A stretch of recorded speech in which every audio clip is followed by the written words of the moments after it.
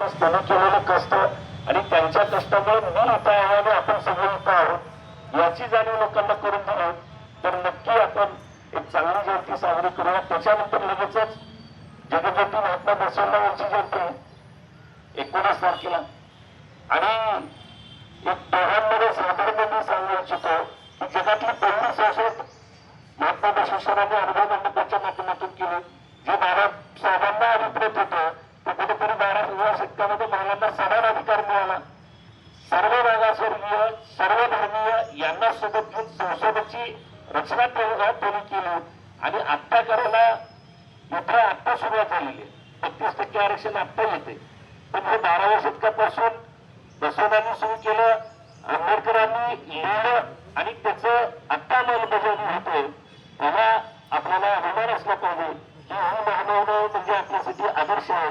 त्यांचा आदर्श कायम राहावा आणि त्या आदर्शाला कुठेतरी आपल्या छोट्या छोट्या कृतीनं कुठेतरी आपल्या समाजाला लोक नावं ठेवून याची काळजी आपण घ्यायची आहे. हे 2 महोत्सव आपण चांगल्या पद्धतीने साजरा करूया.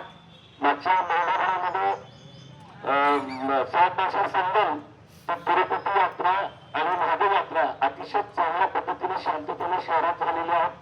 काल कक्का महाराजांची जयंती देखील अतिशय सुंदर आणि चांगल्या पद्धतीने साजरी झाली.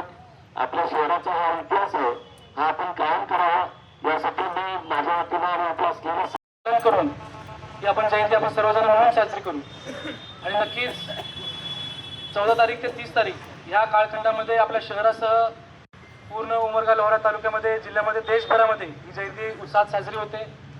आणि ही जयंती साजरी करत असताना आपण सर्वांनी डॉक्टर बाबासाहेबांचे विचार प्रत्येकापर्यंत कसे पोहोचतील, त्या विचारांना उजाळा कसं मिळेल यासाठी आपण सर्वांनी विविध कार्यक्रमाचं आयोजन करून आपण अतिशय उत्साहामध्ये ही जयंती आपण सर्वांनी मिळून साजरी करूया एवढ्या प्रसंगी तुम्हाला सांगतो. आणि नक्कीच गेल्या अनेक वर्षांपासून या शहरामध्ये साहेबांना सांगू इच्छितो की अतिशय मोठ्या प्रमाणावरती नाही याची दक्षता घ्या.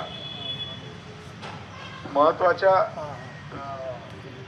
2 गोष्टी मी आपणाला सांगू इच्छितो. गेल्या महिन्यामध्ये 15 अपघातात 22 मयत आहेत आपल्या डिव्हिजन मध्ये, फक्त 3 पोलीस स्टेशनच्या हद्दीत. आता जोश असतो तरुणाईमध्ये, मोठमोठे झेंडे मोटरसायकलला फिट केलेले असतात, अति वेगात चालवतात, टिबल शीट चालवतात, कुठेतरी अपघात होतो, नाही ते अप्रिय घटना घडतात. हे टाळण्यासाठी संयम ही फार महत्वाची गोष्ट आहे.